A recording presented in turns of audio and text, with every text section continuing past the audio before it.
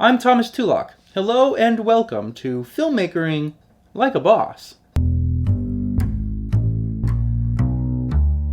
No, I don't claim to be an expert, but I am an award-winning filmmaker, and I have a passion for filmmaking, which is really all you need to get started. We've been talking about camera movement and motivated versus unmotivated, and of course we can't talk about this topic without talking about handheld versus Steadicam. Now, for a low-budget indie filmmaker such as myself, the idea of handheld camera is very attractive because it's, well, easy. It's a whole lot easier to just hold the camera and point it where you want, or move it where you want, or move it however you like, rather than trying to put it on a tripod or use a Steadicam rig or a dolly or any of the other rigs that exist to help you get a steady looking, cinematic looking, professional looking shot that moves and stuff.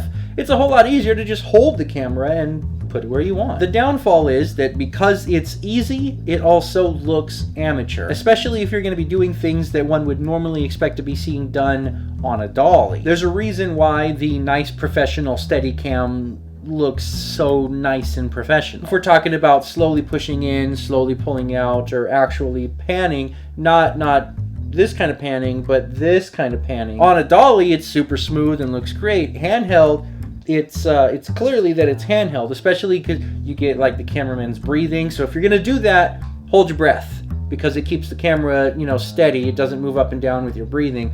Also, as a person, you can only reach so far before you have to like adjust your feet, your steps, and your balance so you don't fall. So you'll get like it moves across and then back and then like that again, because the cameraman is adjusting his feet. I have videos that have that. I'm guilty of that myself. It's just the way that handheld camera works, especially if you're trying to mimic dolly movements on a handheld. It doesn't come across as smooth. There's a reason why the professional smooth dolly movements look so professional and smooth, because they can move across without having to readjust and move back. Take a look at this clip from one of my short films. I've shown this clip before, but now I'm going to show it again. This is the kind of camera movement that you would expect to be seen done on a dolly, but I am an independent filmmaker on a low budget, so I did this handheld.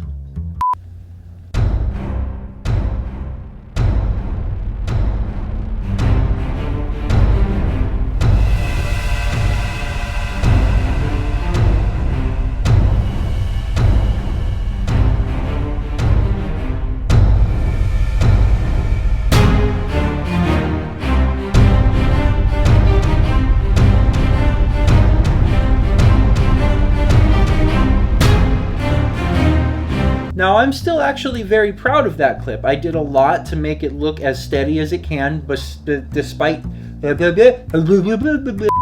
the fact that it actually is handheld. First, I put the camera on my tripod, and then I held the tripod as opposed to holding the camera directly, so that the tripod absorbed most of the movement vibration, sort of acting like a poor man's Steadicam rig. Secondly, I held my breath, which is a thing you always want to do if you're doing a handheld thing, so that the camera doesn't move up and down with your breathing. Always hold your breath, at least as best as you can. Sometimes you have longer clips where you can't really hold your breath for that long. So in that case, hold your breath or breathe slowly, and be conscious of the fact that you're probably, you're resting on yourself and everything, and your chest is moving up and down as you're breathing, and you don't want the camera to do that as well. So be conscious of that.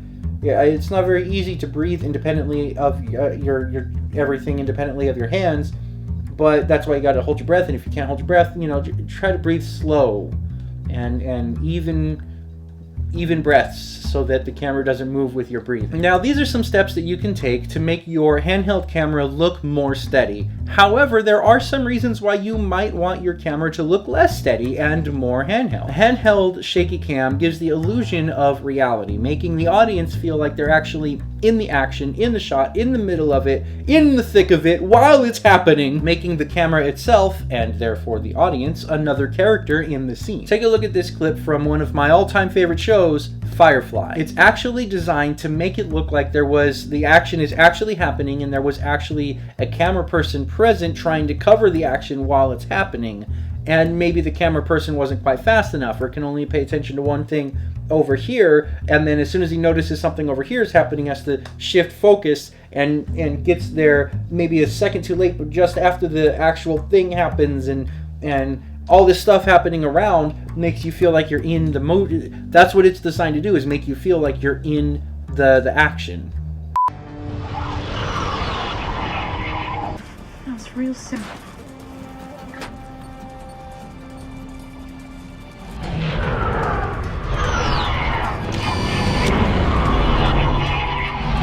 They're on us. Kaylee.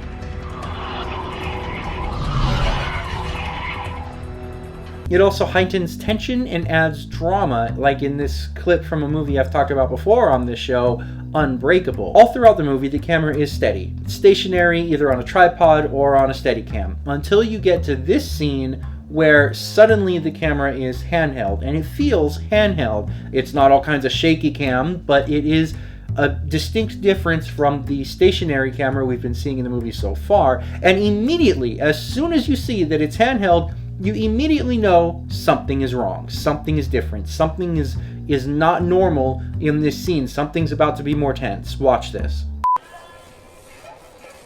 It's sad when patients get like that. They lose reality.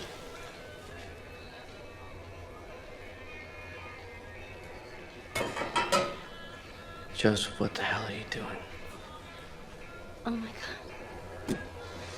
It also makes exciting scenes like chases or fights more exciting. And, side note, it also allows you to, if you're doing a fight scene that's handheld, it allows you to cheat the fight scene so that it looks like you're doing more than you actually are. Your actors don't actually have to do as much, and it still looks exciting. You can hide the fact that they're not actually hitting each other with a little bit of shaky cam. Though, as with anything else, you should remember that you want to use it sparingly. There's a time and a place to use it, and a time and a place not to use it. Of course, it is all, creative opinion. And if what you're looking for, what you're doing, is if that's the direction you want to go in, you can go in that direction. Just use it sparingly. We don't need so much shaky cam that the audience is getting sick from it. Unless that's what you want to do. Unless you're trying to make them sick, in which case, by all means, do the sick. You want to do what's best for your project. If a specific shot that you're trying to do isn't working out or doesn't quite feel right, then maybe try approaching it in another way. And again, I have a lot more to say about this. I just can't give it all the way in one video. So,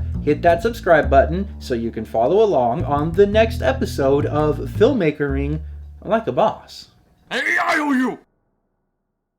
Here at the end screen, I would like to invite you to see some of my filmmakering in action by clicking on one of these links over here that will take you to a playlist for each specific thing that it's talking about in the links that are over here. Hey, look, a lot of those things, those are all links. That's pretty cool. Also, I'd like to invite you to visit our Patreon page right down here and consider supporting Easily Amused Group Productions on Patreon. And if you can't support us yourself, you could still help us out by sharing the campaign, sharing this video, helping it spread the word and stuff, because we did just finish a big production and we're currently submitting to film festivals, and your help goes a long way to doing that and to helping us produce more big production-y type stuff. And thank you for watching the Easily Amused Group, the show that isn't hiding any shocking and amazing abilities, but is open to suggestions.